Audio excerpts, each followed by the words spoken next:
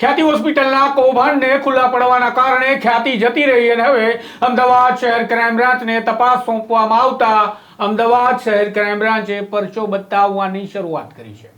આ તપાસ વસ્ત્રાપુર પોલીસ સ્ટેશનથી ટ્રાન્સફર થઈ અમદાવાદ શહેર ક્રાઇમ બ્રાન્ચને મળી છે। તેને હજુ કલાકો થયા છે ત્યાં અમદાવાદ શહેર ક્રાઇમ બ્રાન્ચે પરચો બતાવવાની સાથે કેટલાક એવા પુરાવા મેળવી લીધા છે જેનાથી માહિતી મળવા લાગી છે કે પીએમજેએવાયનું કૌભાંડ આ હોસ્પિટલના માલિકો અને ડોક્ટર કઈ રીતે કરી રહ્યા હતા। વિગતે વાત કરીએ અમદાવાદ શહેર ક્રાઇમ બ્રાન્ચની 6 ટીમે આજે શું કર્યું તેના વિશે।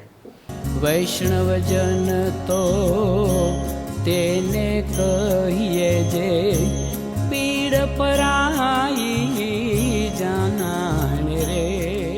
નમસ્કાર, હું છું આપની સાથે તુષાર બસિયા। નવજીવન ન્યૂઝમાં આપનું સ્વાગત છે।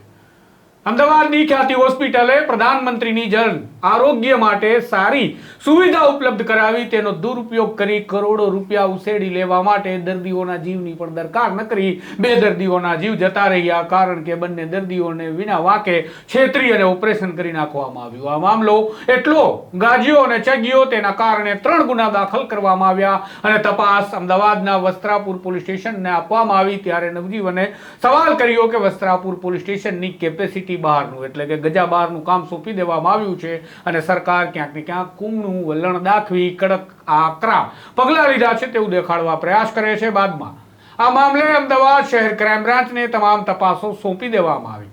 ગઈકાલે આ તપાસ સોંપવામાં આવી અને આજે એટલે કે પૂરા 24 કલાક અમદાવાદ શહેર ક્રાઇમ બ્રાન્ચને તપાસ મળી એના થયા નથી ત્યાં અમદાવાદ શહેર ક્રાઇમ બ્રાન્ચે 6 ટીમોની રચના કરી અને આ 6 ટીમોએ આજે એક સાથે સર્ચ ઓપરેશન અને દરોડાની કામગીરી કરી જેમાં આરોપીઓના મકાન, આરોપીઓના ઓફિસ અને હોસ્પિટલ પર સર્ચ ઓપરેશન ચલાવવામાં આવ્યું હતું। આરોપી પ્રશાંત વજીરાણી જે ડોક્ટર છે, કાર્તિક પટેલ, સંજય પટોડિયા, રાજશ્રી કોઠારી અને ચિરાગ રાજપૂત આ તમામના ઠેકાણાઓ પર સર્ચ ઓપરેશન હાથ ધરવામાં આવતા સૂત્રો માહિતી આપી રહ્યા છે કે અમદાવાદ શહેર ક્રાઇમ બ્રાન્ચને મજબૂત પુરાવા હાથ લાગ્યા છે જેમાં પીએમજેએવાય યોજના કે જે યોજનામાં કૌભાંડ કરવા માટે આ હોસ્પિટલ નાગરિકોને છેતરી દર્દી બનાવી દેતી હતી અને ઓપરેશન કરી નાખતી હતી તેના ડિજિટલ અને ફિઝિકલ સ્વરૂપના પુરાવા મળવા લાગ્યા છે।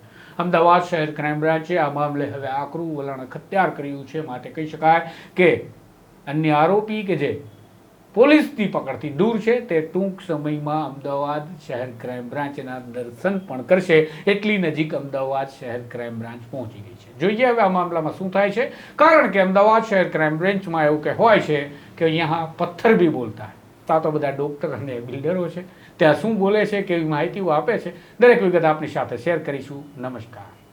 વૈષ્ણવજન તો તેને કહીએ જે